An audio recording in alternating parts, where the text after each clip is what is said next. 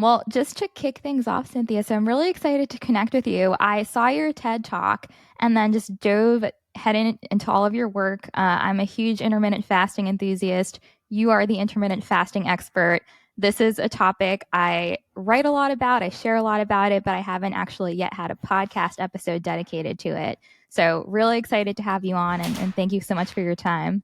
Absolutely. It's my honor. Awesome. So let's just start off with the basics. I feel like intermittent fasting is thrown around a lot. For folks who've never heard of this term before, what is it and how does it differ from like time restricted eating, if so? Yeah. So when I talk to patients or I talk to clients about intermittent fasting, it's as simple as saying eating less often. There's tremendous flexibility when we speak about intermittent fasting. And really, when I think about how that differentiates from time restricted eating, I think of them as being like kissing cousins. They're very similar. There's a time in which you eat and there's a time in which you do not eat. It is that simple. And, the average American consumes a sugar sweetened beverage or food 10 to 15 times a day. So that is Wow. the average person. And what we are recommending when someone is either eating less often, intermittent fasting, or using time restricted eating as a strategy, and that's really as simply as what it is, it's helping them understand like you are going to decide for yourself when you start eating and when you end eating. So I'll give you an example. When someone has got into a rhythm with intermittent fasting, they may do a 16-8, which means 16 hours fasted with an 8-hour feeding window. And in that feeding window, you should be able to consume 2 to 3 meals. Now, for younger women like yourself, I am of the belief system there's a time in your menstrual cycle when you should fast, and there's a time in which you should not. Women at my stage of life and perimenopause and menopause, things get a little bit more complicated, but it doesn't mean that you're incapable of doing it. And then looking at gender differences, men seem to have the easiest time with intermittent fasting because they're not dealing with the cyclic rhythms of sex hormones. So again, kind of getting back to that distinction that we were initially talking about, intermittent fasting is simply eating less often and then deciding for yourself and your lifestyle what makes the most sense. Intermittent fasting is not about rigidity. It is not about restriction. It is not this negative perspective as it pertains to nutrition, because we never want the kind of implied philosophy around intermittent fasting to be don't nourish your body. But we Mm-hmm. know that most Americans, about 93% of Americans, are not metabolically healthy. And so most people listening to this podcast could benefit from eating less often. And that eating less often might just be 12 hours of digestive rest versus 16, 18, 20 hours fasted. So I think so many things depend on what strategy you utilize and when. And I think when it comes to women, as I always say, we are not many men. It is a little bit more complicated, but not in a bad way. We have to lean into our physiology, not Mm-hmm. apologize for it, and just be aware of the cues and signs our body are giving us to help us understand what is or is not working. Yeah, that was a very helpful breakdown. And you mentioned metabolic health. So, when it comes to the actual physiology, what are the benefits of intermittent fasting? Why would someone want to do this? Well, I think a lot of women in particular come to intermittent fasting because they want to lose weight, right? We have this very kind of toxic, prevailing diet culture. I certainly grew up in the days where Weight Watchers and Mm-hmm. Jenny Craig were huge, and we would, eat these processed foods and, undernourish our bodies and be starving all the time, and we had bastardized fats. But when I think about the true intrinsic benefits, I think many people want to focus on changes in body composition, and I get it. Like that can be a primary focus for a lot of individuals. But I also think about changes in biophysical markers, so improvement in blood sugar, blood pressure, lipids. I think about the whole concept of digestive rest. A lot of people deal with a tremendous amount of bloating, constipation, diarrhea, giving them opportunities to get a hold of digestion in their bodies. I also think about things as simple as just having a reduction in inflammation. You're not eating as often, reduction in inflammation, oxidative stress. I think tremendously about, just the basic, when we talk about metabolic flexibility, we're really speaking to allowing our bodies to utilize different types of fuel to fuel our bodies. So when we talk about the 93% of Americans that are not metabolically healthy, it is largely because they never, it's almost like the analogy I like to use is topping off a gas tank. So my dad was famous for this. He would get get a quarter tank down and he would want to fill up the tank again.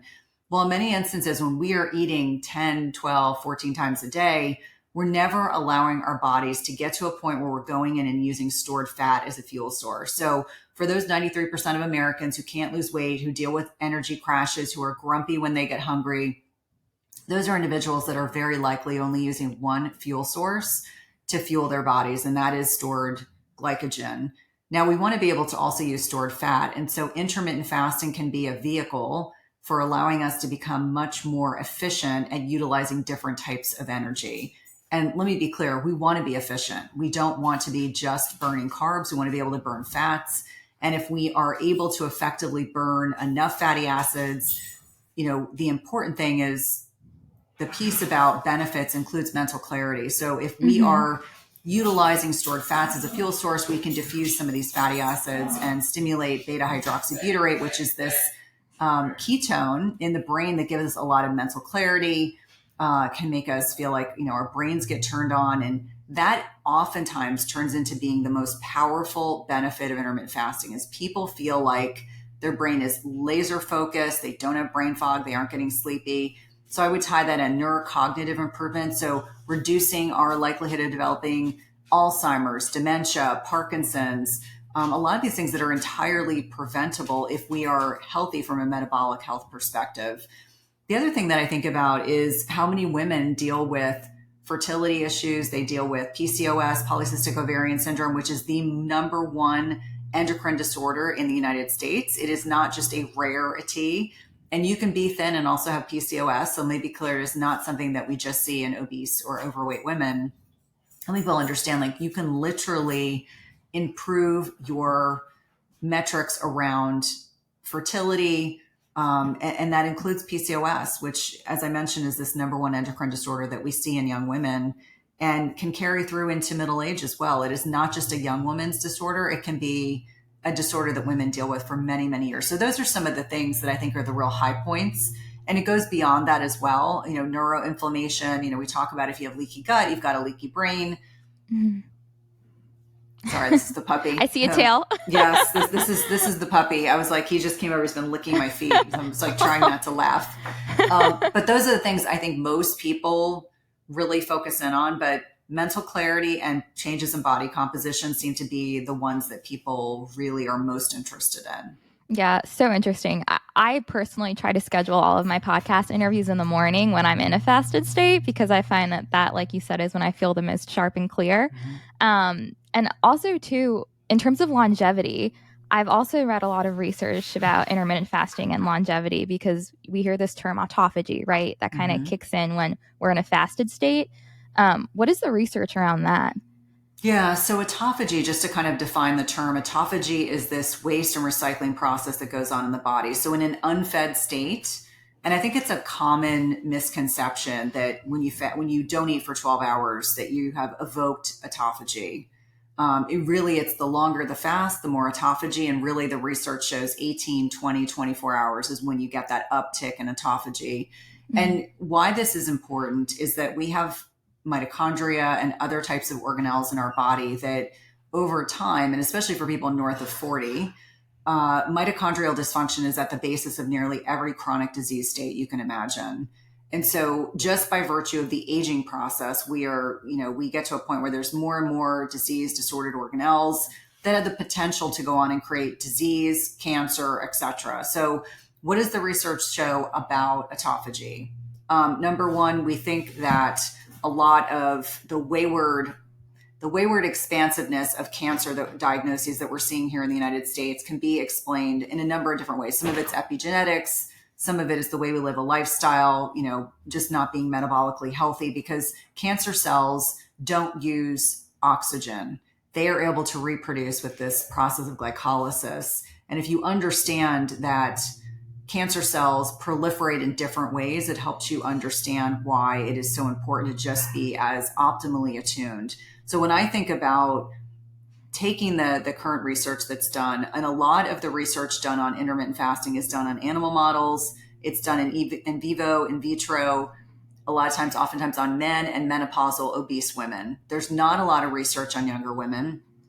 There's not even a lot of research in general on women in, I mean, that's improving, but women's menstrual cycles make things complicated for researchers. And so for that Mm-hmm. reason, they prefer to do experiments on animal models where they can control a lot of variables. And animals in the lab do not have the lifespan of humans. So when we're extrapolating data, it gets a little bit complicated. You can't say that a mouse model is the same as the gestation of a human, which therefore everything that you see in an animal model is extrapolated to humans. So kind of getting back to what you had originally asked about, when we're looking at longevity, we know that eating less often has a lot of benefits. We know that individuals that are not overfeeding themselves, and unfortunately, we're in a culture where we eat too much, we eat too often.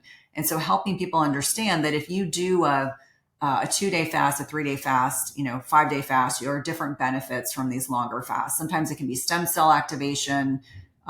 Sometimes it can be things like, improvement in the intestinal lining of the gut, which is only one cell layer thick, in particular in the small intestine, helping people understand that you can get this reduction in these inflammatory markers. But I think, like many things, we as a culture take good strategies, and intermittent fasting is not new or novel. It dates back to biblical times. And then we go to extremes. So what do I see a lot of people doing on social media is that you take a 22-year-old thin, lean, athletic woman and she starts fasting and she loses her menstrual cycle. Mm-hmm. And it's because her body's perception of that hormetic stress, which is beneficial stress in the right amount at the right time, is too much stress for her. But a 22-year-old female who has 50 pounds to lose and has PCOS may benefit from some targeted intermittent fasting. So I think that there's many things to extrapolate to. And I think when we're really looking at the research, it's understanding a lot of the research that's been done has not been done on young women and certainly not done on a lot of women. And then understanding that animal model research, although compelling and leads to, human trials, you may not get as much information from those that will be as directly applicable to human beings. And so I think that we're still at a point where there's ongoing research. I think that I look at intermittent fasting as a strategy to be Mm-hmm. used conservatively. And I think in my concerns as an individual, not only as a clinician, is that a lot of people are not doing it correctly, meaning they're overdoing it. They're adding too much stress to their bodies, and that can in and of itself be detrimental. Yeah, no, that makes sense. What are your thoughts on longer extended fasts for, let's say, someone who is otherwise healthy? Let's say a woman's in her either menstrual or follicular phase where, your body's more resilient. That's probably the best time to fast. What are your thoughts on like a 2 or 3 day fast? I think it depends on the individual. I don't like long fasts for women. I Mm-hmm. think it's different when you have someone who's obese, not metabolically healthy, needs to get a grasp on a significant degree of inflammation. But a thin, healthy, athletic woman doing a lot of long day fasts, you're at risk for losing muscle mass. Right. And I always say, like, muscle is this metabolic currency, and women's peak bone and muscle mass is in their 20s and 30s. That is not the time, if you are thin and lean and athletic, to be doing this over fasting phenomenon. And I think we've kind of gotten off the rails. Like, fasting, yes, is good to a point. And then I've started to watch not just myself, but others in the space starting to back off on the intensity of exercise at the risk or concern for muscle loss. So Right. I think that if someone were to come to me and said, Cynthia, I had this, I went through a cancer diagnosis, where we know that intermittent fasting can be a very targeted strategy for upregulating autophagy and can be very beneficial. I still have 10 or 20 pounds to lose. I think it could be a jump start. If you are someone who, just went through, maybe you went on vacation and you overindulge, you come home and you're like, I feel terrible. I'm inflamed. My joints hurt. I feel puffy. I feel bloated. I want to give myself a 48-hour reset. I think targeted, that is reasonable, but thin, healthy people over fasting, I don't like at the expense of muscle. And I think that distinction is not discussed enough. Yeah, no, I couldn't agree more. And also too, so my mom, Cynthia, I don't know if you read a bit about my background on WellnStrong, but she was diagnosed with stage 4 breast cancer back in 2018. She's the reason why I started this blog. And we've been dealing with that for the past 6 years. But through that, I learned a lot about fasting when it came to, specifically the benefits of fasting for cancer patients. I mean, there's centers in California that do these like very intensive, extended long fasts for cancer patients. And it's really, really fascinating, the research that I've read on it. But my mom really utilizes intermittent fasting around high dose IVC treatments.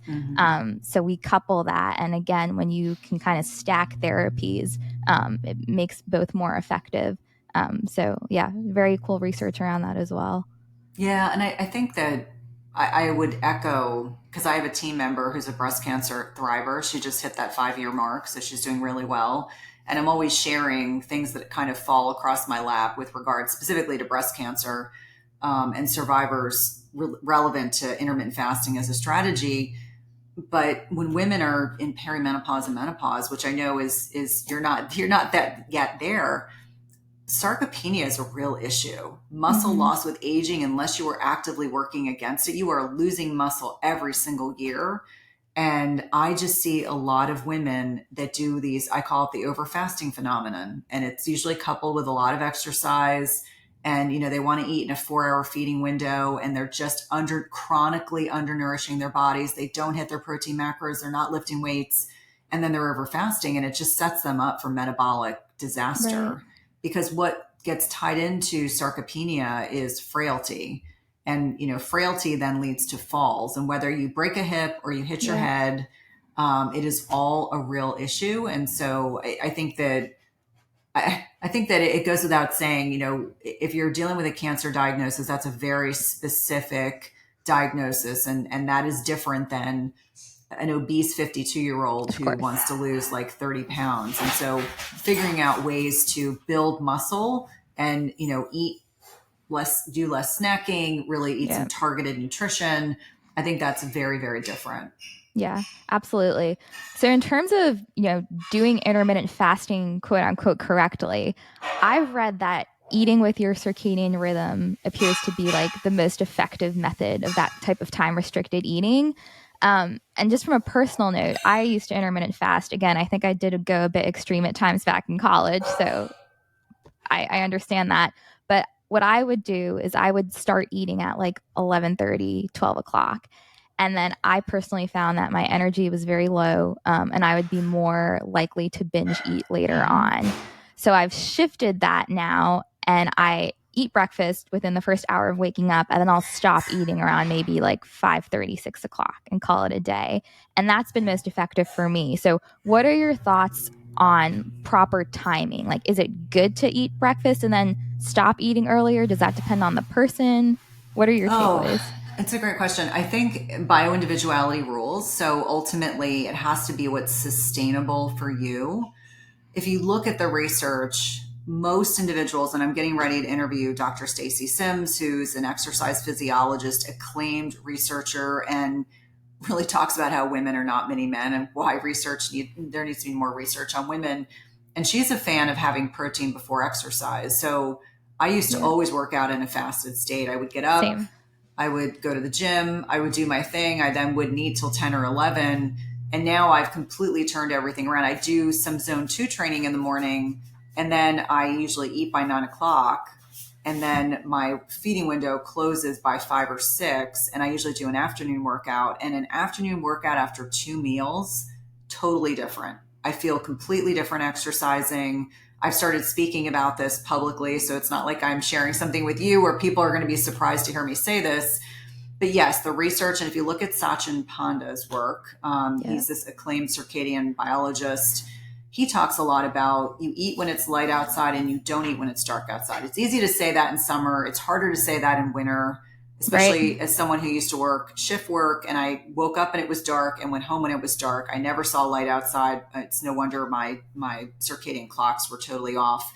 But helping people understand that, your circadian biology is so aligned. We're more insulin sensitive in the morning and early afternoon. We know that women, depending on where they are in their menstrual cycle, so you're more insulin sensitive in the follicular phase when estrogen tends to predominate, less insulin sensitive in the luteal phase when progesterone predominates. Again, that's an oversimplification. And then you look at women that are in their 40s, 50s, and beyond, and we just start losing insulin sensitivity because we are losing muscle mass unless we are not actively working against it. So, yes, I do think that I personally feel best when I start eating when it is earlier in the day, and I don't like to eat at night. In fact, it's funny, I wear an aura like so many people do. And if I eat a later meal, it wrecks my HRV, it wrecks my deep sleep. And this is Yes. even like, I don't even drink alcohol. Like, we're not even talking about eating a crazy meal. This is eating a steak and some vegetables. I will notice a difference. So Yes. there's also differences in physiology for me at the life stage I'm at than it for you. But I think when we're speaking to this, it's helping people understand, yes, there's a little bit of trial and error. My night owl teenage son would tell you that he doesn't want to eat Liam. it. Yeah. Well, I have two of them now. They're both like so primed. Jack is my college student, and he just got up. He's home for fall break. He just got up. He's eating his first meal. He'll eat his last meal at 10 o'clock at night. So much of it depends on our lifestyle and what makes us Right. feel good. But I know the gift of the pandemic for me was realizing I felt a whole lot better if I closed my feeding window by 4 or 5 o'clock. Now, that's not always realistic if I want to eat with my family, but on Right. days where I'm traveling and I don't care, it's just me, it's not a big deal. I do best when I eat earlier. So I think for anyone that's listening, it's really helping people understand that a little bit of change for us can be really helpful. Like for me, I just know that my workouts, I can really put, and I have a trainer, like now I have a trainer I pay to kick my butt several times a week. And so she'll say to me, what did you eat before you came to see me? And I'm like, all right, I need to eat 3 hours before I see you, which means I need to have that second meal by like 1 or 12:30 so Right. that I'm not focused on digesting my food, but helping people understand like what works best for you and then kind of widgeting in when your meals will be accordingly. Yeah, no, I couldn't agree more. I also used to work out in a fasted state, and I had JJ Virgin on the show also Mm-hmm. not too long ago, and Good friend of mine.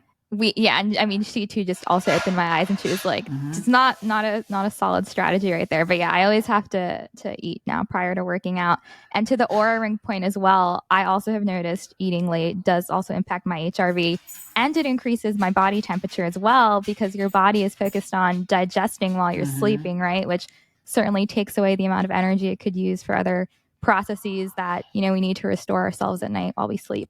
Well, and Um, the one thing I forgot to mention that I think is relevant, we have clocks throughout our body. They're not just the pineal glands secreting melatonin in our brains. And so we have these circadian clocks throughout our digestive system. So as you can imagine, when you eat a large bolus of food before bed, your circadian clocks are like, time out. We should right. not be secreting melatonin. We need to process this bolus of food. We're going to increase cortisol. If we Mm-hmm. increase cortisol, up goes glucose, as does insulin. And so for a lot of people, it's just helping them understand, like putting these pieces of a puzzle together and understanding like we have clocks everywhere in our body, including our ovaries. It's so cool. Like I'm in the midst of writing my Yeah. second book right now. And so the circadian clocks throughout our body is so interesting. It's not just in your digestive system. They are literally, we even have them on our skin, which is why if someone sleeps with a light on in their bathroom and they think, oh, there's just a little bit of light coming underneath the door, your body knows. There's little light receptors on your skin that Yeah. will tell your body, like, we can't go totally to sleep because there's light out. We're confused. We think we're supposed to be awake, but when we think we're supposed to be in bed. And so the body That's is far wild. smarter than we give it credit for. How long did it take you to become adjusted to normal life after your late night shifts during residency? So it's interesting. So obviously, during my medical training, there was a Mm-hmm. lot of flip flopping back and forth. I think the last night shift I worked was when I was pregnant with my oldest. This is 19 years ago. There were many of my colleagues that could be up all night long and they would manage. I was never one of those people. I was not an eater when I was working overnight. I was someone that Yeah. felt nauseous. I was sick to my stomach. I'm not a coffee drinker, so I drink Diet Pepsi, which is disgusting. I mean, I had to find Mm-hmm. something that had some caffeine in it. So Right. I think for so many of us, and I also think that's why in your 20s, when you have that kind of lifestyle, you can buffer it better than now. There's a lot of research that shows that shift workers are at greater risk for developing cancer and having metabolic disease. And I cannot tell you how many of my colleagues that I see even now, and Yeah. especially people that work in the ER, OBGYN friends of mine, people that are on Right. trauma call, they get to a point where they just, they just don't feel good. They just Right. can't bounce back as easily and as readily. And so whether it's, an EMS, police officer, all these people that work shift work, in your 20s, you can weather it. It just gets so much harder. And I made a conscientious decision that I no longer wanted to do call. And so that was a big decision for me. And then I just got to a point where I was like, this does not serve my best health. It's not good for my family. I Mhm. would wake up in the morning and I literally felt, the only way I can describe it, although I had not been drinking, I felt drunk. Like it was that Yep. lack of like mental clarity. And I just never, ever, ever did well flip flopping back and forth. And that's what we ask our healthcare professionals to do. And Yeah. so you wonder why there's so many healthcare providers that get diagnosed with cancer. And over the course of working with, hundreds of thousands of patients and colleagues, seeing those consistencies and looking at the research where that disruption of circadian biology has profound impact on our health, like Yeah. so profound that I think if you do it long enough, if you work shifts long enough, you will end up developing either significant metabolic disease vis-a-vis, poor metabolic health, or a cancer diagnosis. And that to me is incredibly sad. Yeah, no, I couldn't agree more. And even, I mean, beyond shift workers, just lack of sleep, right? Like less than 7 hours of sleep. I mean, my mom, for example, she was a high school French teacher and also managing a household with two Mm-hmm. children. And I mean, she would get less, Cynthia, than like 6 hours of sleep every night. And Mm-hmm. this was years. And Yeah, her body just adapted and she just went off of that. But I think that was a contributor to her recurrence in 2018. But people take sleep, as if it's not really a big deal, but it's probably one of the most fundamental ways to keep our bodies and our immune systems robust.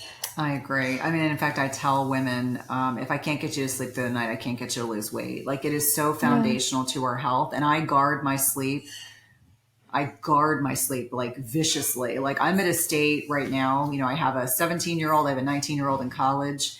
And I said to my husband, for the last 2 weeks, I've slept 8 hours every single night. Like I go to bed at 10 and I get up at 7. Well, that's like 8 to 9 hours. Maybe I'm not asleep the entire time, but Yeah. I'm sleeping consistently 8 hours every night. And it's like, I have no problems like powering through a work day. I have no problems getting through a workout. I have no problems, just addressing the busy things. But I can tell you when I was still seeing patients in a traditional allopathic model, I would get up at 4:30 in the morning to go to the gym.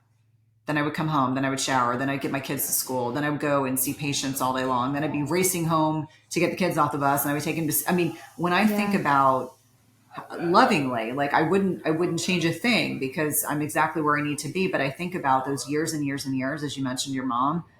Oh my God. I mean, you Fight or just, flight right, 24/7. right. You're Yeah. sympathetic dominant and almost always occurs in like you're in perimenopause, so you're not sleeping well anyway. And it Yeah. just kind of compounds over time. Yeah. So important. But I mean, as a mom, you put your children first and Right. Which is that's what you're supposed to do. Yeah, yeah. exactly. Sometimes, but I mean, I tell my mom now, I'm like, if you want to help take care of my, Juliana and myself, you got to take care of yourself first. So she's slowly starting to shift that mentality.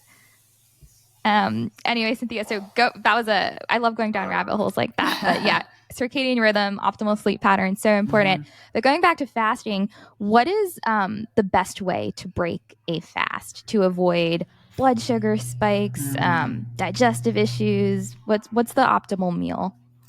So I think so. The answer is always the longer the fast, the lighter the meal. So that's kind of if you've done a 24-hour fast, don't sit down and have like a bolognese and a steak. You're going to have some serious digestive upset. By the same token, if you fast for 15, 16 hours, the answer is always protein. Whether the protein is starting with bone broth because maybe you're not ready to sit down and eat a meal. I'm a fan of lean protein and veggies. So some type of protein, no less than 30 to 40 grams of protein as a bolus, Mm. and some type of non-starchy carbohydrate, I think is a great way to do that. I find that lean proteins plus some starchy or non-starchy vegetables is a good way. It's usually a little lighter. I do have patients that prefer to do bone broth. They prefer to do, let's say they tolerate dairy, so they're doing organic, unflavored yogurt. Maybe they add some whey protein to it. Maybe they're adding some berries, maybe some nuts, and that's light enough for them. And so a degree of experimentation, but understanding that first meal should really be that first bolus of protein. It's so important because we know, if you look at the research, that that first meal of the day sets a blood sugar regulation for the entire day. So if I sit down, not that I would, if I sit down and eat like pancakes and syrup, or if I sat down and had a bowl of like cereal, it's not going to have the same blood sugar regulate, especially for me. I'm a middle-aged person. I have to work a little harder at my blood sugar regulation just by virtue of the stage I'm at. But I don't think you'll understand, like if I sat down and had leftovers from the night before, leftover steak, leftover chicken, leftover piece of fish with some salad, very different blood sugar regulation, much more blunted blood sugar response. And I can even say that what we don't want is we don't want to see a lot of spikes. If we're looking at a glucometer, we're looking at a continuous glucose monitor, and I do believe in using those tools. But from my perspective, protein, depends on the individual. If you do a 5-day fast, you're probably going to start with a very, very, very, very, very light meal because your body has been like on total digestive rest for a period of time. Sometimes you'll see people get diarrhea when they start eating again. And I just say, okay, let's MacGyver, let's go back and re-engineer that first meal. Generally tends to be lighter. It might just be that you start with a very small portion of food and then maybe 30 minutes later you can tolerate something larger. But that's usually a good rule of thumb. Yeah, no, that makes sense. Speaking of 5-day fast, I'm sure you've heard of Walter Longo and this fasting mimicking diet. Yes. What are your thoughts on that? And I mean, we were talking about, the importance of ensuring that you're not losing muscle while you're fasting. And I know that one of the big draws to this 5-day program is that they say that you don't actually lose muscle mass. What are your thoughts on that program? I have great respect for Walter's work, number one. There's no question that he has heavily influenced the way many of us practice or many of the considerations that we go through. It's interesting, for full disclosure, Prolon was a podcast sponsor in last year, so I'm pretty familiarized with his research. I think that if you look at the longevity experts that are out there, and I'm thinking about Walter, I'm thinking about David Sinclair versus, Gabrielle Lyon, Sean Baker. There's this Very differentiator, correct. There's this differentiator about protein intake. Yes. I am not a fan of low protein intake because it accelerates that sarcopenic obesity piece that so many people are dealing with. So I'm not sold on 5-day fasts not allowing you to lose muscle. I think if you are someone who is not metabolically healthy, and a 5-day fast is going to allow you to like jumpstart your metabolic health, that's different. But because I am so much in alignment with the community of metabolic health experts, of which Sean and Gabrielle are personal friends, that is very different. I do think that muscle loss is catastrophic. I speak from personal experience. In 2019, I was hospitalized for 13 days, lost 15 pounds, most of which was muscle. I'm still to this day working to build it back up as a middle-aged woman. Catastrophic impact on your health. So do I think that doing a Prolon type fasting mimicking diet has some benefits? I do. I think for people who are really trying to do a longer fast, but the thought of not eating for 5 days is terrifying, I think it's reasonable. I do, within some of my programs, do Prolon's 24-hour fast, which to me is manageable. Right. And I'm less worried about muscle loss there. And the reason why I say this is that most of my female patients do not eat enough protein, and most of them do not properly strength train. So those are two separate issues.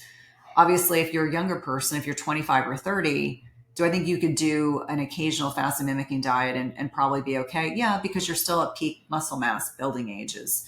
Your hormones are working with you and not against you. At this stage of life I'm in, those decline in sex hormones, even with hormone replacement therapy, you have to work a lot harder. Like those myocytes and those myokines, you have to work much harder to stimulate them to do their work. So what age does that start to? So if you look at like perimenopause, I usually say, like, when I'm thinking about women and aging, 35 and under is peak fertile years. And I say peak, like that's average. So by the time you're in your mid 30s, you're creeping close to perimenopause. And that is 10 to 15 years preceding menopause. Average age in the United States is 51. So you Mhm. can look at the trajectory. If it's 10 years, so you're really looking at late 30s, early 40s. That's when perimenopause starts. And that starts in our ovaries. It's called ovarian senescence. The ovarian clocks drive the aging process in women. So when I start to think about when I'm most cautious with women, and I really, really proactively have these conversations about make sure you're eating a protein, make sure you're, lifting weights.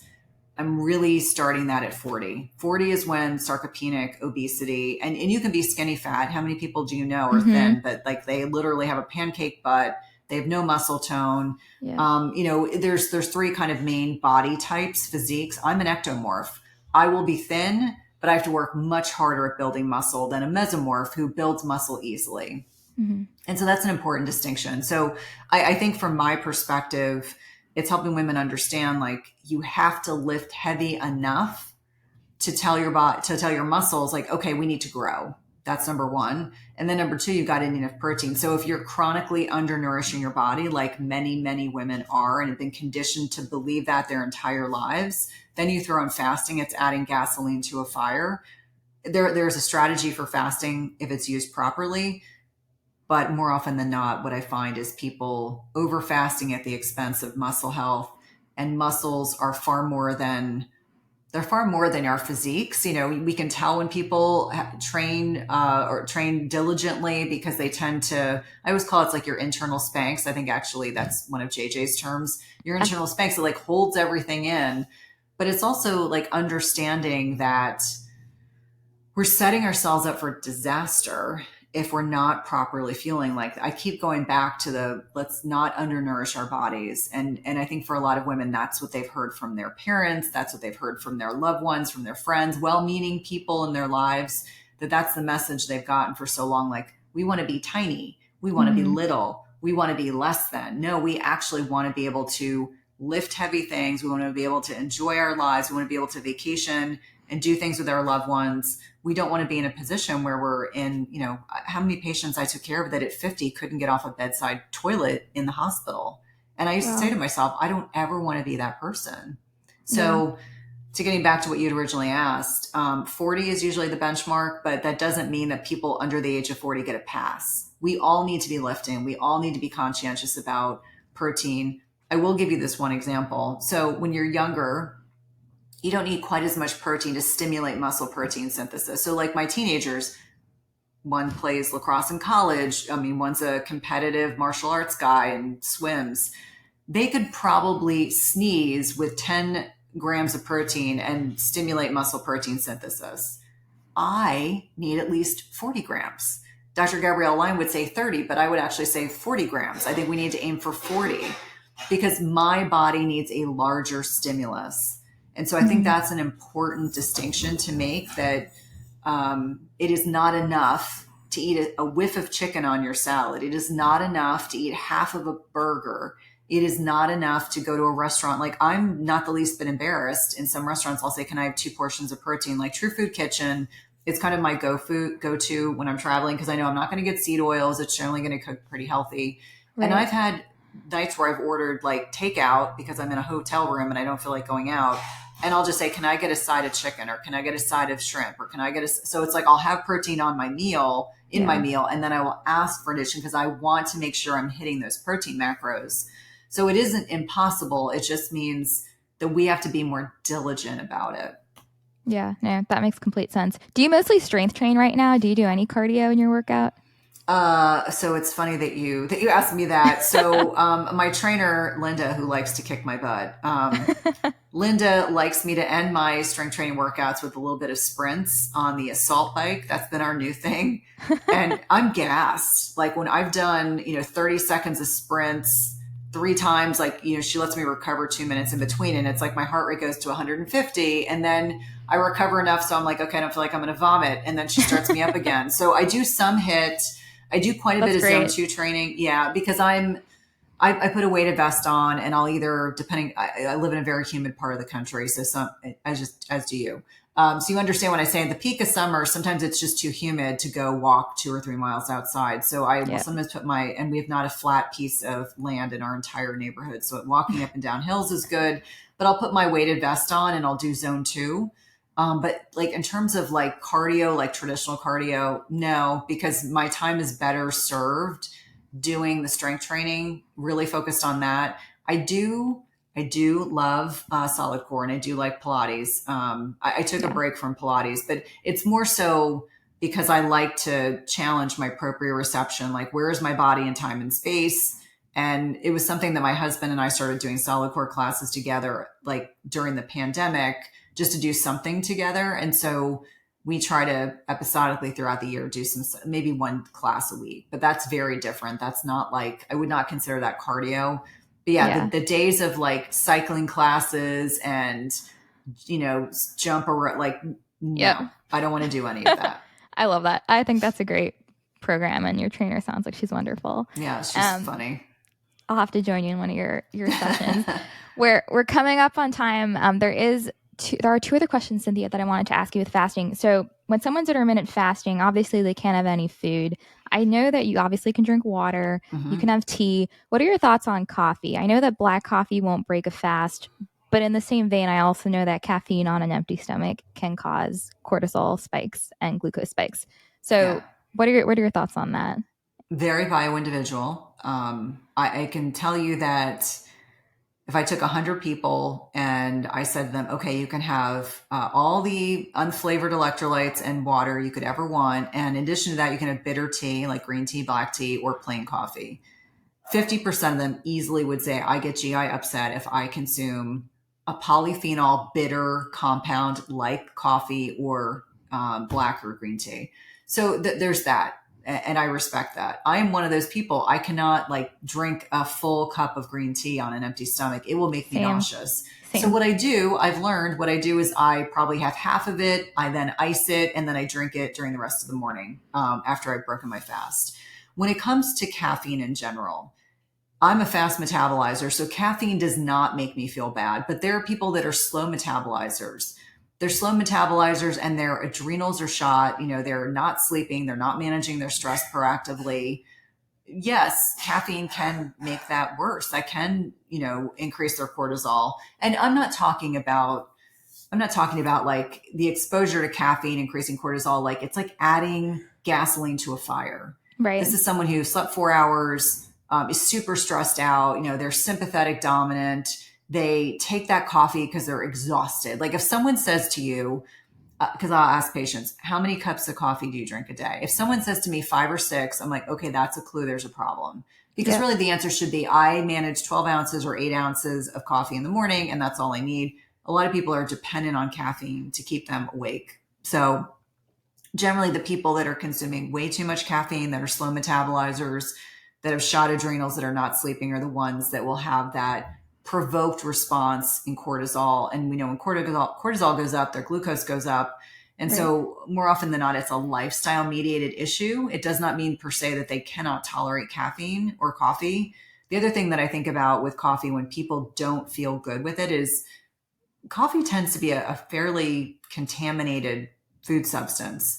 So whether it's mycotoxins and mold, whether it's the filtration process, that's why I think it's important. I'm not a coffee drinker, but let me just full disclosure. I know a lot about coffee because I'm oftentimes counseling people. It is important to buy a good quality coffee because it could very 100%. well be that you are consuming an inferior product and that's why you feel crummy. Like I just was talking to Dr. Vincent Pedro at an event and he was saying how he's Cuban and he was saying like, I'm Cuban, like I should be able to drink all the coffee. He said, but I'm actually a slow metabolizer.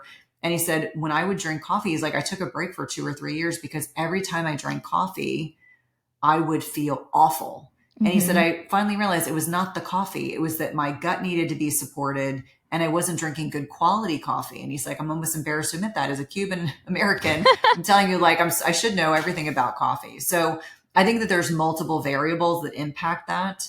Right. One thing that I would just say is like a pearl, if you are struggling to consume plain coffee because it's so bitter, because we as Americans like things that are sweet, you can add high quality salt like Redmond's, or you could add cinnamon, neither of which will break a clean fast. They will change the flavor profile. And for some people, that's how they learn to drink black Hmm. coffee without breaking a fast. I'm not a fan of people dumping in like half a stick of butter and Right. 2 tablespoons of MCT oil. And I'm like, Yep. well, now Yep. you've turned something that should otherwise be a fairly low calorie item into something that is a fatty coffee. And Yeah. for some people may make a big difference in body composition just by consuming that much fat in a concentrated amount. Yeah, no, I'm so glad you mentioned that. The only coffee I drink is Purity Coffee. I'm sure you've heard of it before. They have Mm-hmm. a great decaf blend. I don't know if you just don't drink coffee because you're opposed to the taste or the caffeine, but they have a Uh, really you, good decaf blend if you want to try it. Yeah, it's funny. I would say probably 7 or 8 years ago, I started drinking green tea because of the benefits. Like, I was like, okay, Hmm. I don't love coffee. I never have. I've tried it 100 different ways.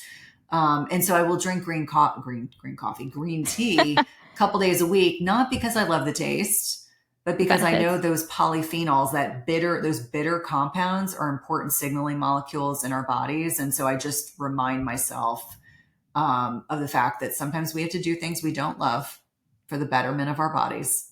Yeah, so true. Amen to that. Well, Cynthia, this has been such a wonderful interview. There's so much to still touch on with you. So I do hope to have you on again at some point soon. But I do want to be conscious of your time. With that, where can listeners find you? Yeah, thank you. This has been a great conversation. So, probably easiest to start with my website, www.cynthiathurlow.com. You can get access to Everyday Wellness, which is my podcast. That's really my passion project. It's one of my favorite things I do in my business. We have a growing YouTube channel, slowly but surely. The full length podcasts are also up there. I'm active on Instagram. Be forewarned, I'm a little snarky on Twitter. And then I have a free Facebook group. I have to tell people that I have a free Facebook group called the Midlife Pause / my name. There are men and women in that group.